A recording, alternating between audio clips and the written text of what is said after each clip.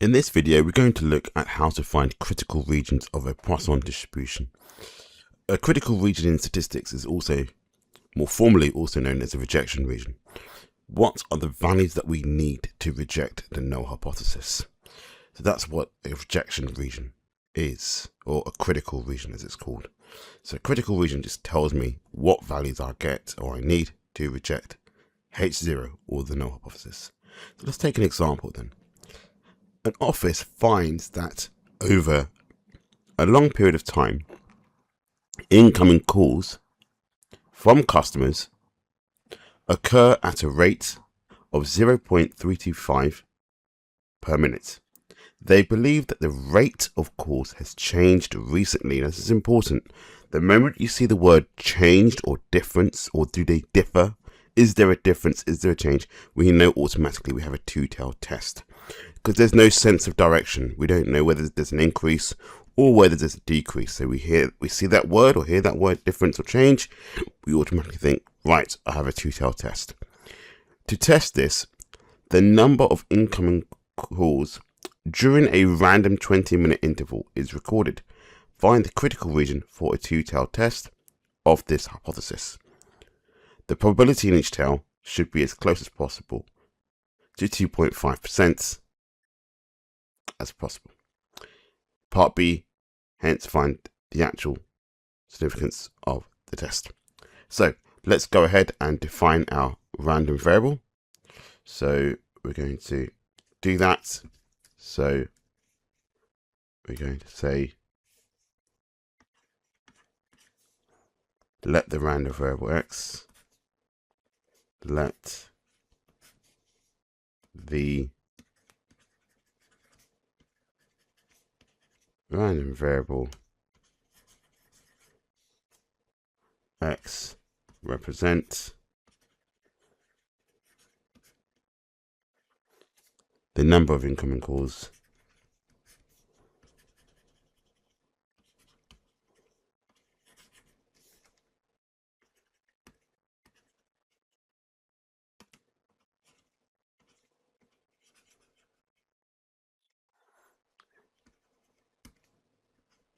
in a 20-minute interval.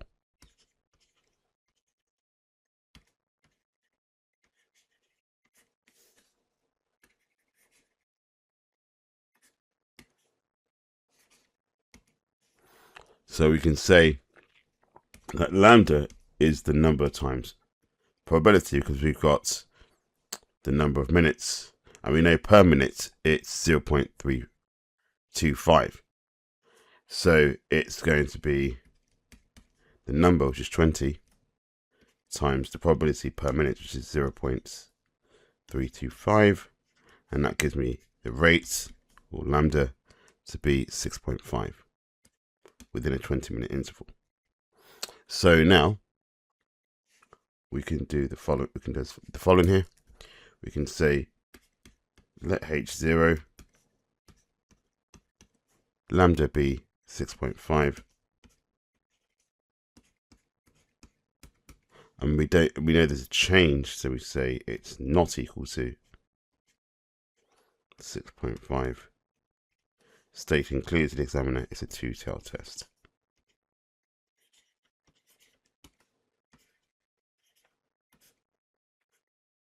Now the key thing here is we know that the significance level is actually 5%, but because it's a two-tailed test, we halve it. So what does that mean? So if I was to draw a discrete distribution here, what we need to realize is we take 5% and we halve it. So half is over here, half is over here. So we say that we take 5%, half it. This is, the lower tail is 0.025 and the upper tail is also 0.025.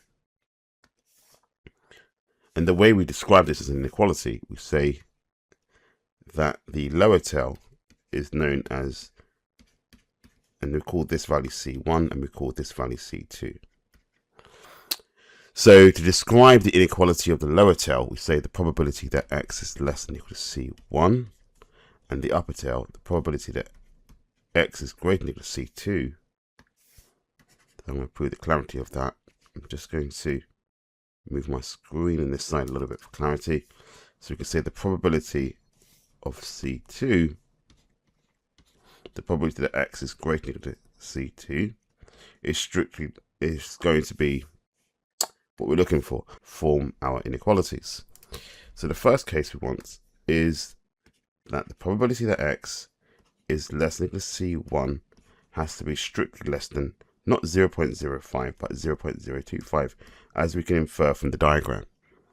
So what we can do here, we can say from tables, and what we're going to need is to get the Poisson tables from the formula book. Now, in the formula booklet on page 35, and I suggest you memorize that because you'll be faster in the exam. On page 35, you have the Poisson tables. So you can use these tables now to help you find the values we need. Notice all discrete distributions, and it'll be the same for the normal distribution as well, which is a continuous distribution, is always the probabilities X is less than or equal to a value. So, and they've defined that here, the probability that X is less than or equal to X.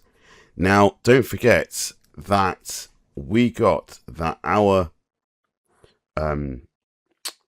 value of lambda here was 6.5.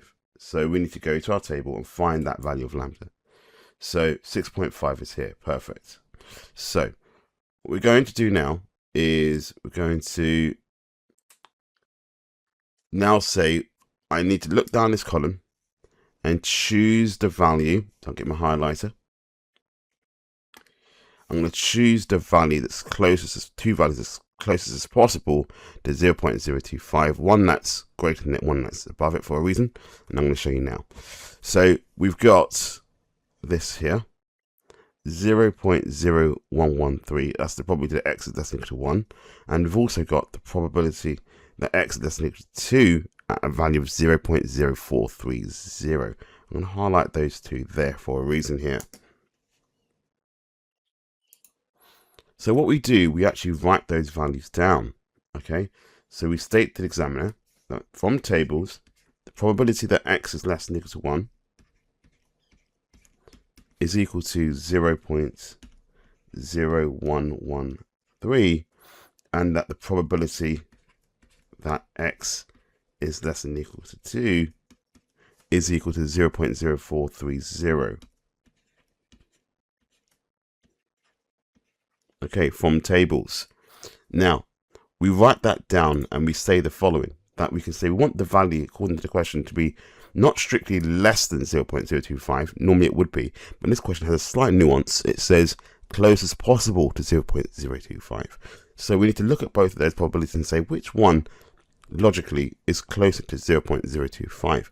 Well, we can infer that surely 0.0113, and we can make this clear to the examiner, is closer to 0.025. Don't forget, in the two-tail test, the significant level is halved on either side for the lower tail and the upper tail. So we're comparing it to 0.025, and 0.0113 is closer to it. So therefore, we can say that C1 is equal to 1, and therefore CR just means the critical region. The lower tail of the critical region is that X is strictly less than or equal to 1. Now, the next part is going to be critical. So, now, the lower tail is easy. The upper tail is slightly more involved. So don't forget the inequality for that is the probability that X is greater than or equal to C2. So we need to write that down and say that the probability that X is greater than or equal to C2 is strictly less than 0.025. So the way I teach my students this is I say the following. So we want to work out what this is. Now in the Poisson or binomial tables, we can't find greater than. You can from your calculators. You've got the CG50 or the CG100, but in our case, can't.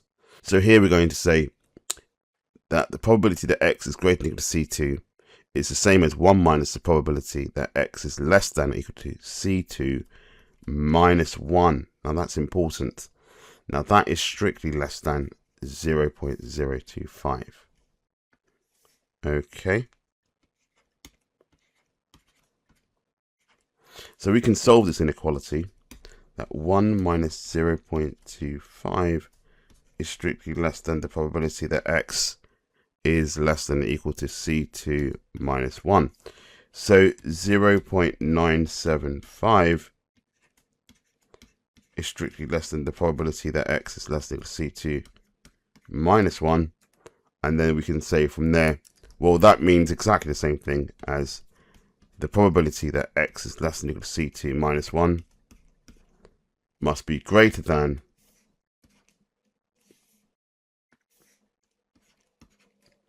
0.975. So now we're going to get our tables back again, and we need to find the value closest possible to 0.975. That's what's important. So we're going to get our tables back again. Poisson tables. I'm going to get my eraser and now erase the highlighted values. Take my highlighter again. Go down and say which value are closest possible to 0.975. Well, I've got one here and one here. So the probability that x is less than or equal to 11 is 0.9661. And the probability that x is less than or equal to 12 is 0.9840.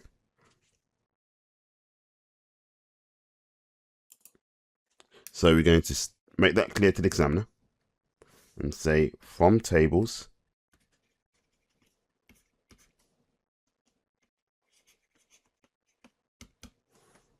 the probability that x is less than or equal to 11 is equal to 0.9661, and that the probability that x is less than or equal to 12, improve the clarity of my handwriting there, is equal to 0.9840.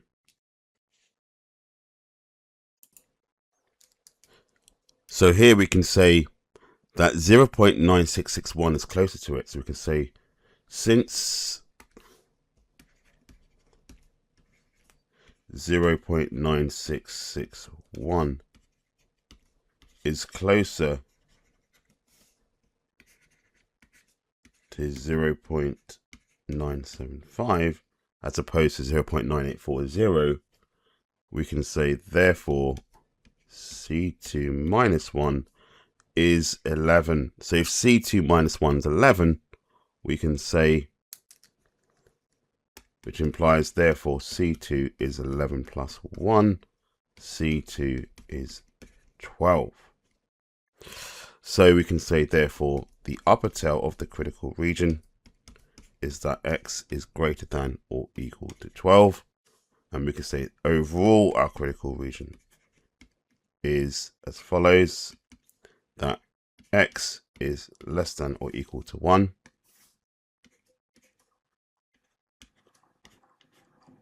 or x is greater than or equal to 12. So we've done part A there. Then part B. So part B, we can just say you want to find the actual level of significance. So it's when the critical region is true. It's also known as a type 1 error, when you reject the null hypothesis when it's actually true. So it's the probability that x is less than or equal to 1 plus the probability that x is greater than or equal to 12. Those of you that have the CG50, you can do this with quite easily. It'll be very easy to do this. But I'm just going to write all the steps out for those of you who don't have the calculator. 1 minus the probability that x is less than or equal to 11. So we can write the values in. So that's going to be the probability that x is less than or equal to 1 is 0.0113. So 0.0113 plus 1 minus the probability that x is less than or equal to 11, which is 0.9661. So plus 0.9661. And then from your calculator, you're just going to get 0.0452.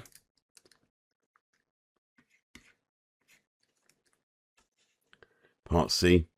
What does Part C say? Part C states the following.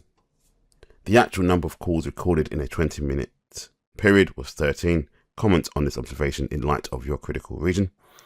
So we can say, well, our critical region is we're going to reject any value that's going to be less than equal to 1 or greater than equal to 12. Now we can say that, 13 is greater than equal to 12. So we can say the observed value, x equals 13, the observed value 13, or x equals 13, lies in the critical region. So lies in the CR, or critical region. So we can say we reject H0 at the 5% level of significance. At the 5% level of significance.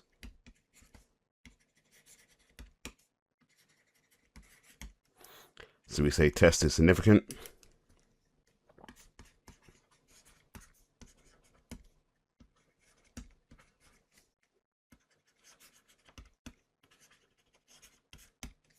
And we could make our conclusion. We have sufficient evidence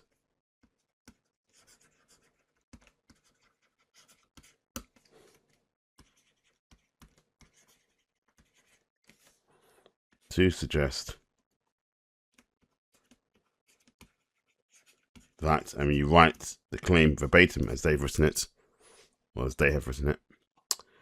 And what have they written? What's the claim? That the rate of calls has changed. So we say, suggest that the rate of incoming calls has changed.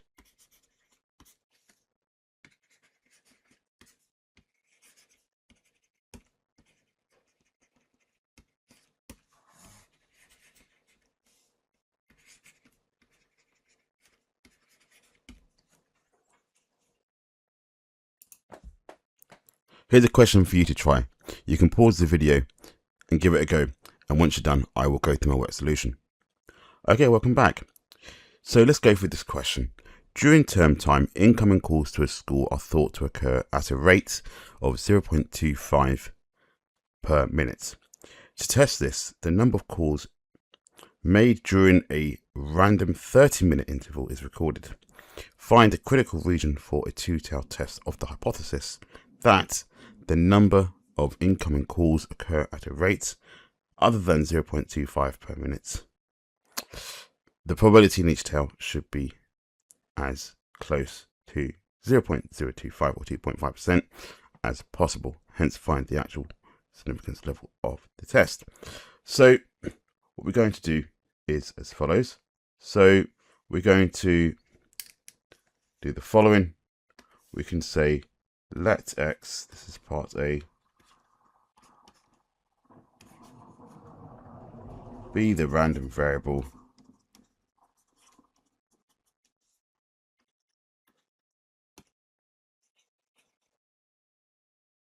which represents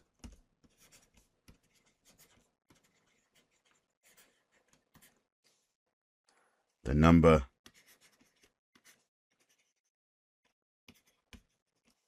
of incoming calls during term time.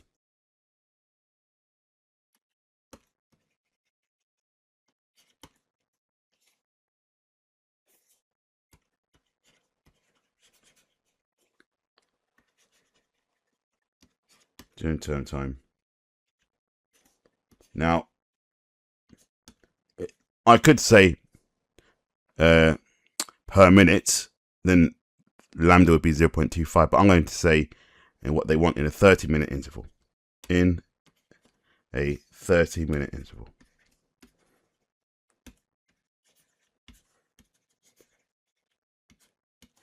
So that means we know that in our case, x will follow Poisson distribution. Now lambda would be 30 times 0.25. So lambda is going to be 7.5 there.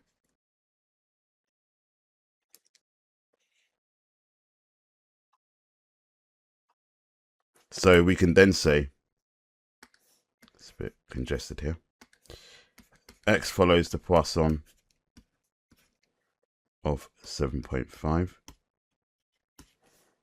H0 is that lambda is 7.5, and H1 is that lambda is not equal to 7.5. There's a change, so we say it's a two-tailed test.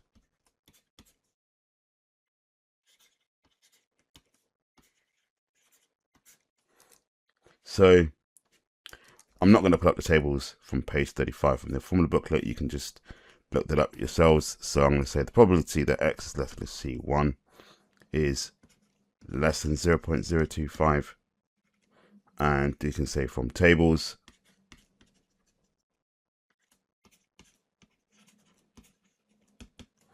that the probability that x is less than or equal to 1 is 0.0047, and that the probability that x is less than or equal to 2 is 0.0203.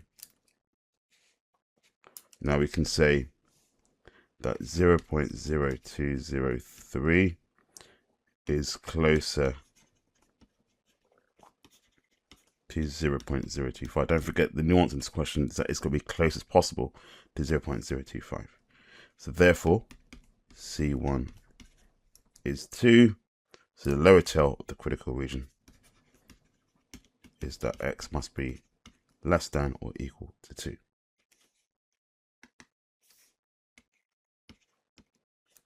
So drawing that diagram again, just for your understanding, what we're actually doing here is saying that's C1, this is say C2, and we're saying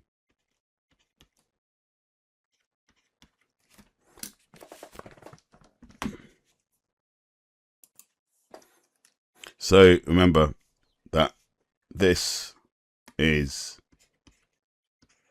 5% halved, so 0.025, and this is also 0.025. But the way we describe this inequality is the probability that x is less than or equal to C1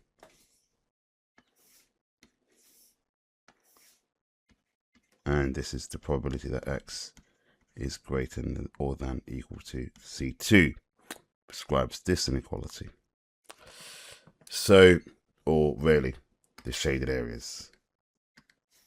So let's do that here and there. So now what we want to do is say the probability that x is greater than C2 is strictly less than 0.025. So 1 minus the probability that x is less than C2 minus 1 is strictly less than 0.025. So solving that gives me 1 minus 0.025 is strictly less than the probability that x is less than or equal to C2 minus 1. So the probability that, so this is 0.975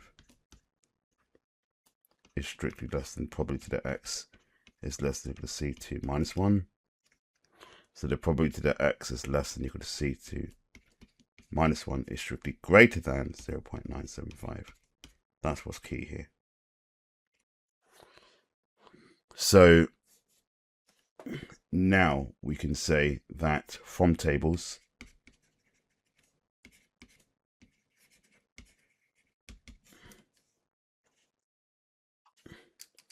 that the probability that x is less than or equal to 12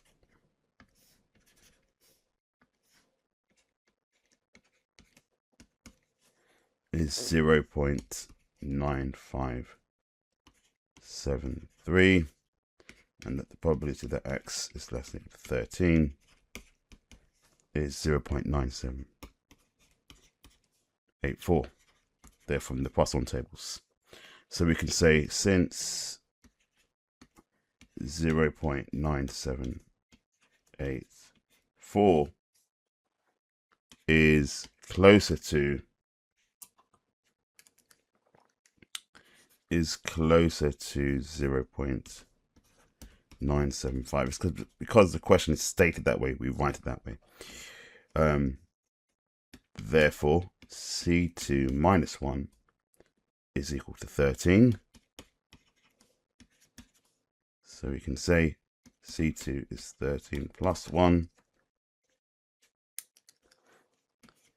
C2 is 14. So the upper tail of the critical region is that x is greater than or equal to 14. So therefore, overall, the critical region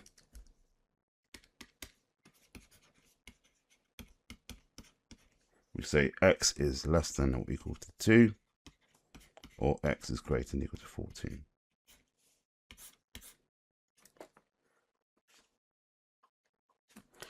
Now we want to find the actual level of significance.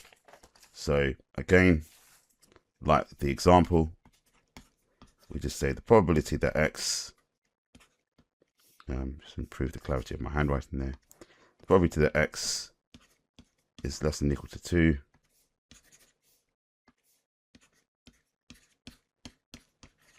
plus probability that x is greater than or equal to 14.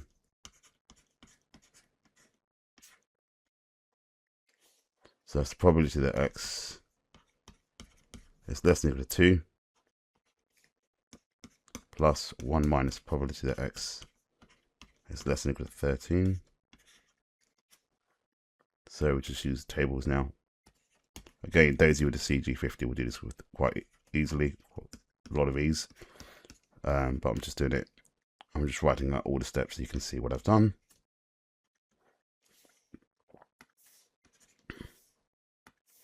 So 9784. And that will give me 0.0419 for the actual level of significance for the test, also known as a type 1 error. So let's go back to part C. We still need to read that.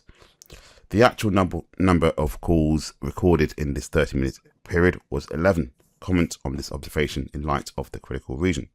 So we can say as follows, that we're going to reject the null hypothesis if x is less than or equal to 2 or x is greater than or equal to 13. So we can say part C, since the observed value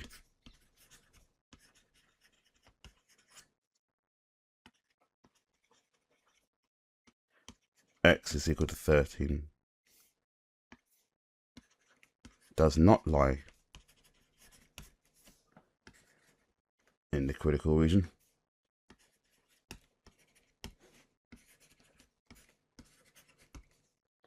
we do not reject H0.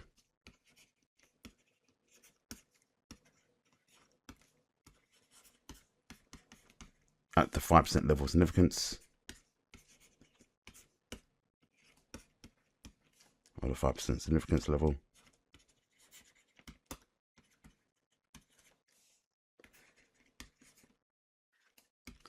Test is not significant.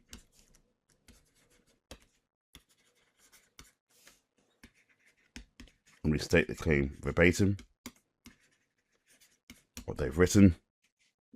So we're going to say we have insufficient evidence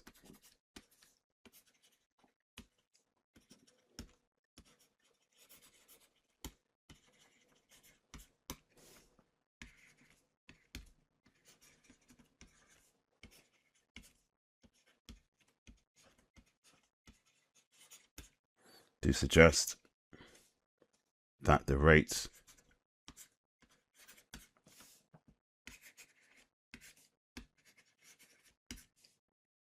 of incoming calls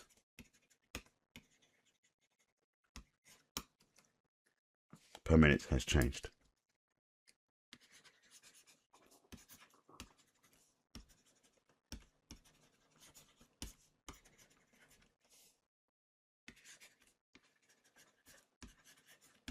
All of that must be stated in order for you to get full marks. And that's it, we're done.